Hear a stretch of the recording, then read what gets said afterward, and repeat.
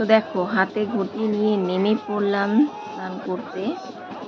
তো আমি বলছি ওকে যে দেখো স্নান করতেও ভয় লাগছে। তো যাই হোক, পাশে মানে দুটো মেয়েকে পেয়ে গেছি।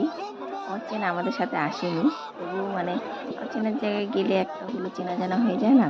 তো তারাও আমার পাশে দেখো স্নান করছে। তো এদিকে আমার স্নান হয়ে গেল। স্নান করে দেখো এখন কিন্তু আমি ঘটির মধ্যে জল নিয়ে নেব।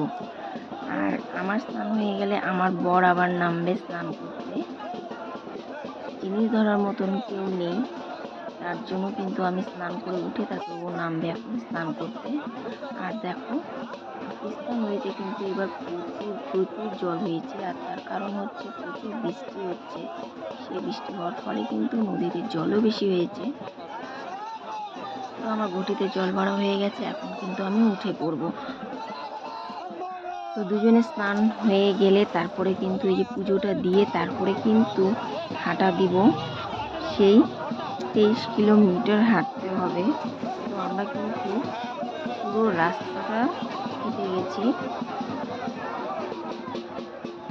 ও স্নান করছে, খুবই ভয়ে স্নান করছে, কারণ ও বেশিরভাগ নদীতে স্নান মানে করেই না।